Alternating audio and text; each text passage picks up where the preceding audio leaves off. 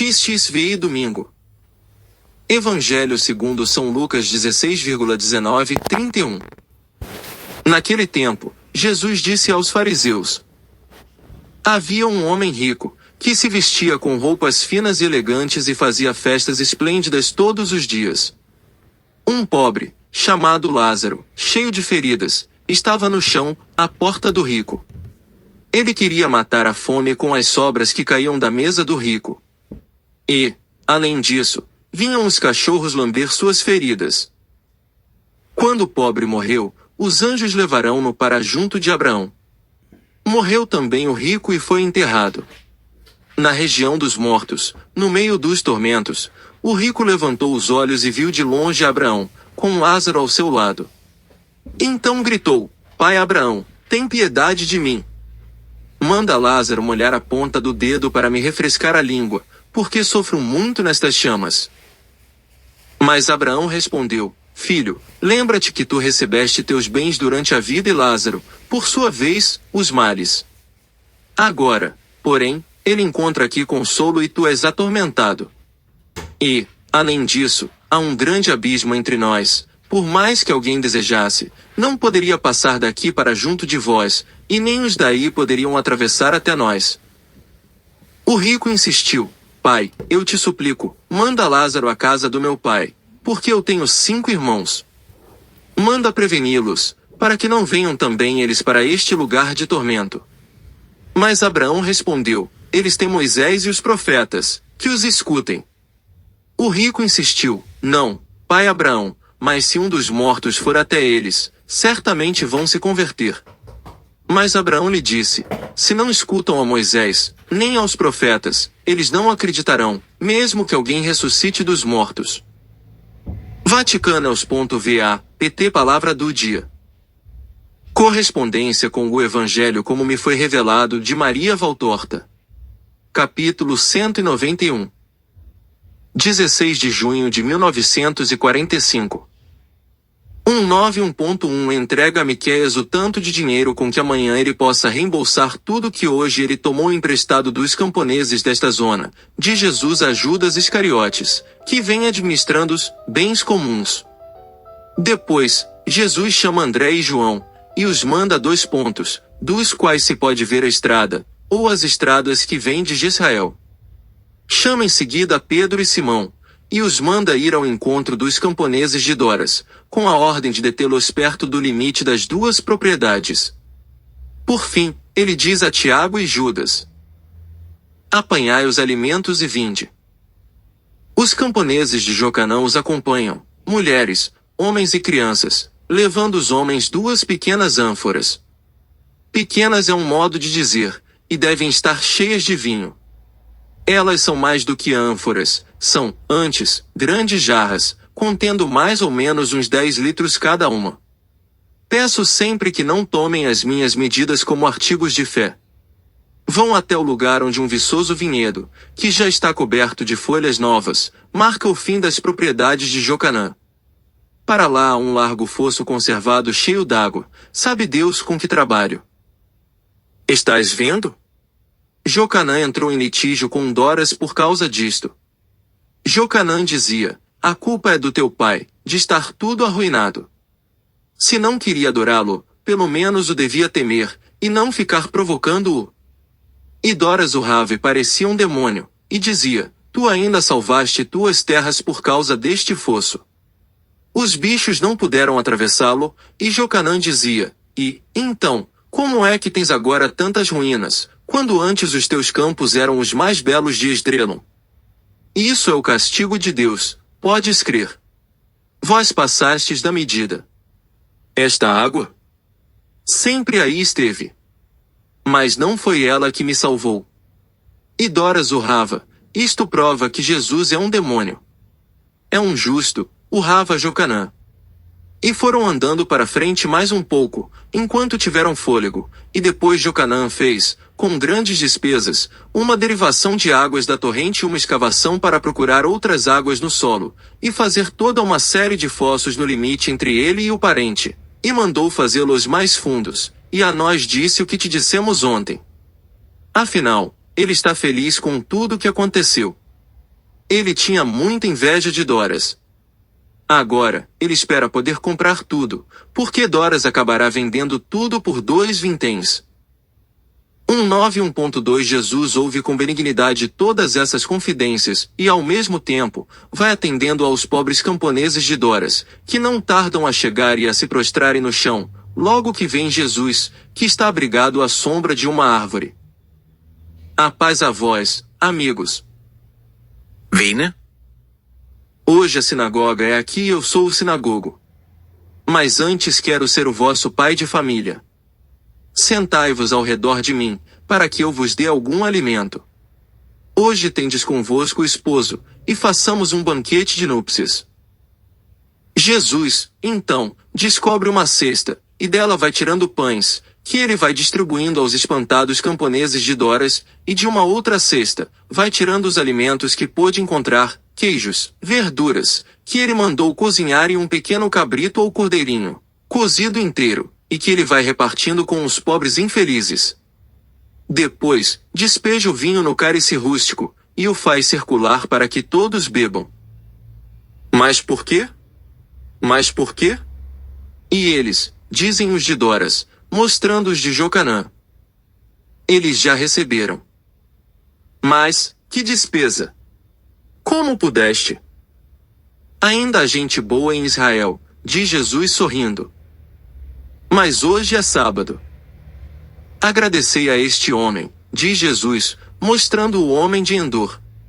Foi ele quem procurou o cordeiro.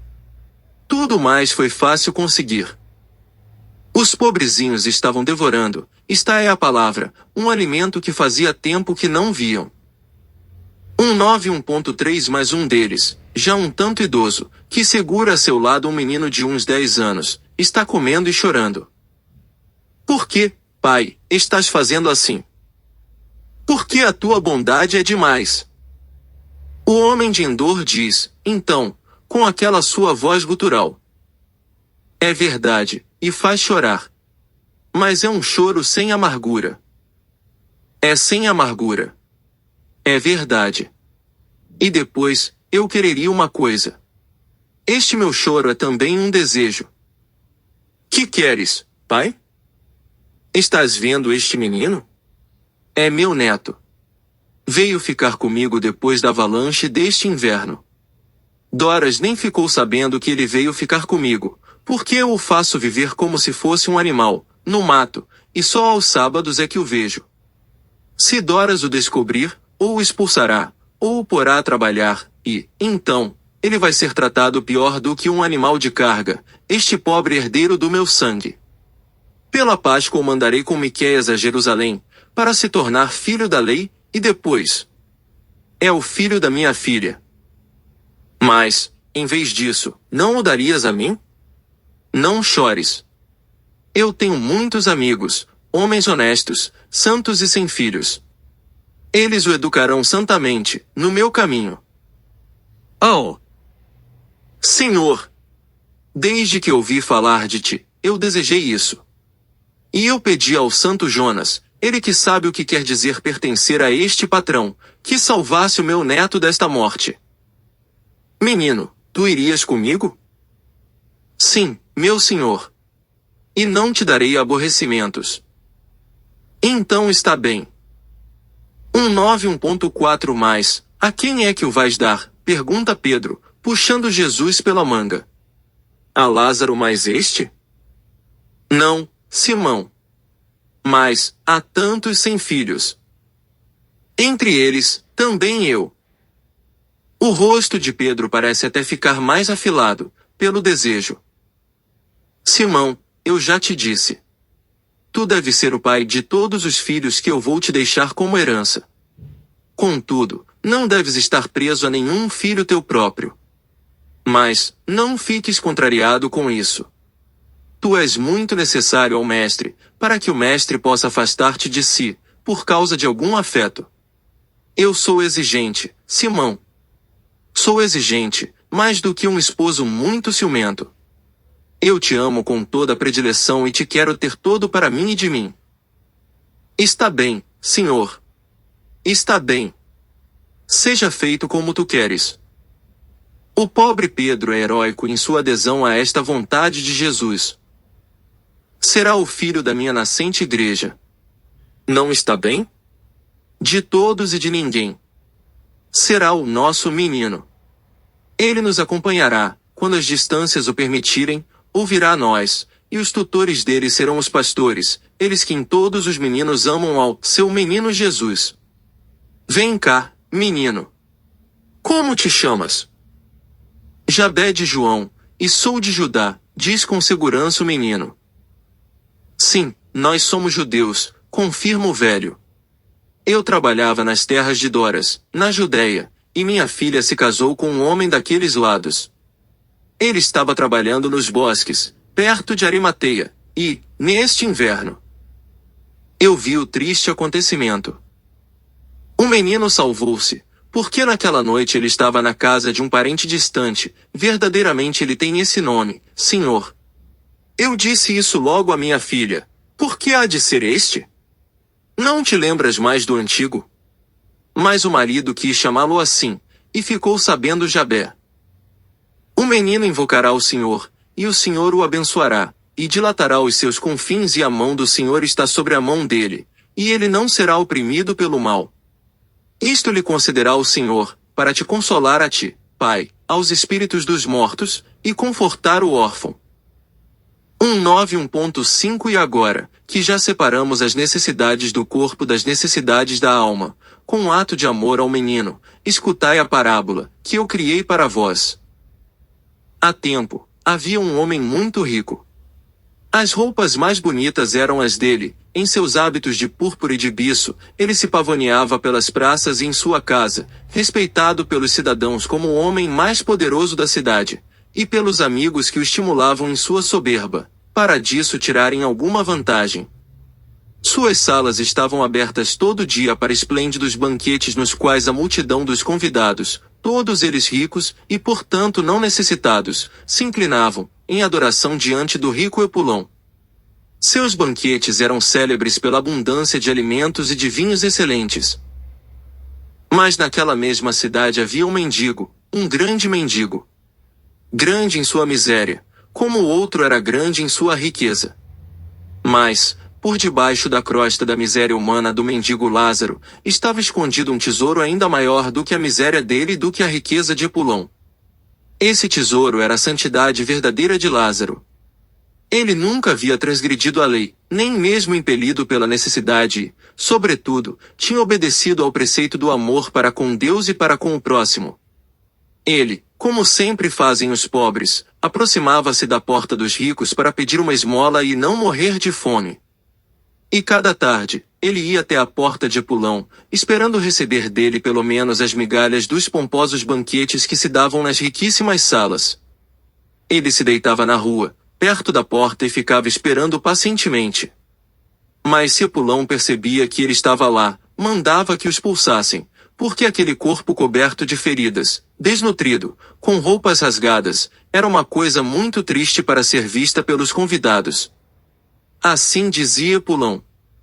Na verdade, porém, era porque aquela vista de miséria e de bondade era uma reprovação contínua para ele. Mais compassivos do que ele, eram os seus cães, bem alimentados, usando colares preciosos, que se aproximavam do pobre Lázaro e lhe lambiam as chagas, ganhando de alegria pelas carícias que ele lhes fazia, e que chegavam até a levar-lhe dos sobejos das ricas mesas. E assim Lázaro se ia recuperando da desnutrição com o que lhe levavam aqueles animais, pois, se dependesse do homem, ele já estaria morto, já que o homem não lhe permitia nem mesmo entrar nas salas, depois do banquete, para recolher as migalhas caídas das mesas. 1:9.1.6 Um dia Lázaro morreu. Ninguém ficou sabendo disso na terra, ninguém o chorou. Epulão, até pelo contrário, se alegrou por não ver naquele dia, nem depois, aquela miséria que ele dizia ser uma vergonha junto à soleira de sua casa. Mas no céu os anjos perceberam isso. E, em seu último suspiro, em sua choupana pobre e necessitada de tudo, estavam presentes as coortes celestes que, em meio a um fulgurar de luzes, recolheram a alma dele, levando-a, com cântico de hosanas, ao seio de Abraão.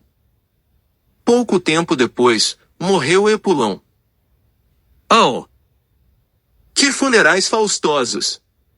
A cidade toda, que soubera de sua agonia e se aglomerava na praça em que ficava a morada dele, ou para que se notasse que era amiga daquele grande, ou por curiosidade, por algum interesse junto aos herdeiros, foi unir-se ao pesar da família, e os uivos subiram ao céu. E com os uivos do luto os elogios mentirosos feitos ao grande, ao benfeitor, ao justo que havia morrido. Mas, poderá a palavra do homem mudar o juízo de Deus? Poderá alguma apologia humana cancelar tudo o que está escrito no livro da vida? Não, não pode. O que está julgado, julgado está. O que foi escrito, escrito está. E, mesmo tendo um enterro solene, Epulão teve o seu espírito sepultado no inferno. E, então, naquele cárcere horrível, bebendo e comendo fogo e trevas, encontrando ódio e torturas por toda parte e em todos os instantes daquela eternidade, ele levantou os olhos ao céu. Ao céu, que ele tinha podido entrever, no meio de um esplendor fulgurante, em uma fração de minuto, e cuja beleza indizível se lhe fazia agora presente, para ser tormento, entre os tormentos atrozes. E viu, lá no alto, a Abraão. Ele estava lá longe, mas fúlgido, bem-aventurado, e em seu seio, também fúlgido e bem-aventurado, estava o pobre Lázaro, que outrora fora desprezado, quando era repulsivo, miserável, e agora, cheio da beleza da luz de Deus e de sua santidade, rico de amor de Deus, e admirado, não pelos homens, mas pelos anjos de Deus. Então, Epulão gritou gemendo: Pai Abraão, tem dó de mim.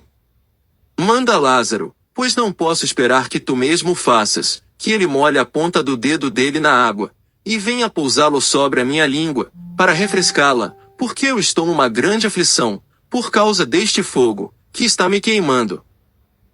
Abraão lhe respondeu: Recorda-te, meu filho, que tu tiveste todos os bens em vida, enquanto que Lázaro teve todos os males. Ele ainda soube fazer do mal um bem, enquanto tu não soubeste de teus bens fazer nada que não fosse mal. Por isso, é justo que agora ele seja aqui consolado e que tu sofras. Além disso, não é mais possível fazer o que pedes. Os santos estão espalhados pela terra, para que os homens deles tirem alguma vantagem. Mas, quando, não obstante essa vizinhança, o homem continua a ser o que é, no teu caso, um demônio, aí é inútil recorrer depois aos santos. Agora, nós estamos separados. As ervas dos campos estão misturadas. Mas desde que foram cortadas pela foice, ficam separadas as boas das más. Assim é que acontece convosco e conosco. Estivemos juntos na terra, e nos expulsastes e nos atormentastes de todos os modos, indo contra o amor, vós esquecestes de nós. Agora estamos separados. Entre vós e nós há um abismo tão grande, que os que quiserem passar daqui para vós não o podem fazer, nem vós que aí estáis, podeis atravessar o tremendo abismo, para virdes até nós. 191.7 Epulão, chorando mais fortemente, gritou: Pelo menos, ó Pai Santo, manda, eu te peço, manda que Lázaro vá à casa de meu pai. Eu tenho 5 irmãos. Eu nunca compreendi o amor, nem mesmo para com meus parentes. Mas agora eu compreendo que coisa horrível é não sermos amados. Além disso, aqui onde estou só existe ódio. E agora é que compreendo, por aquele instante de tempo em que minha alma pôde ver a Deus, o que é o amor. Não quero que os meus irmãos venham a sofrer o que eu estou sofrendo. Eu fico aterrorizado por causa deles, pois eles levam a vida que eu levei. oh, Manda Lázaro dizer-lhes onde eu estou e por que aqui estou e que o inferno existe, e é atroz, e que quem não ama a Deus e ao próximo vem para o inferno. Manda-o!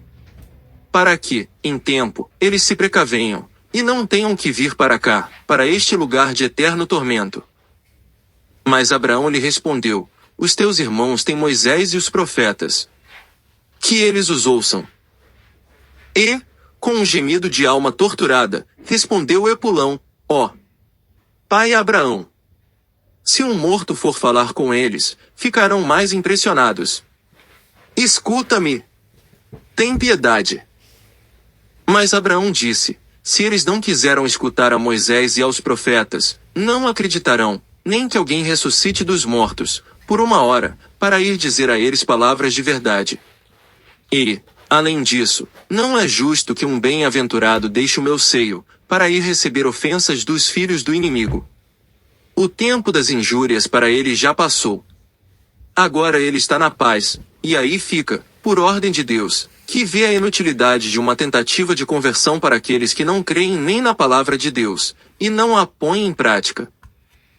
Esta é a parábola, cujo sentido é tão claro, que nem precisa de explicação. 1:9:1.8 Aqui verdadeiramente viveu, conquistando a santidade de um novo Lázaro, meu Jonas, cuja glória diante de Deus é evidente, pela proteção que ele dá a quem espera nele. A vós sim, Jonas pode vir, como protetor e amigo, e virá se for de sempre bons.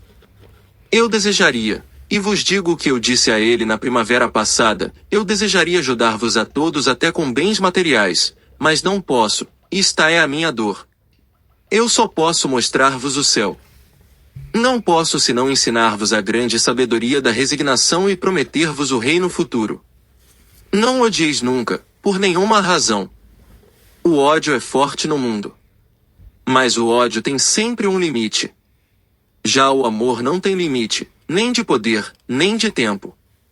Amai, pois, a fim de que possais possuí-lo para vossa defesa e conforto nesta terra, e como um prêmio no céu. É melhor serdes Lázaros do que Epulões, podeis acreditar.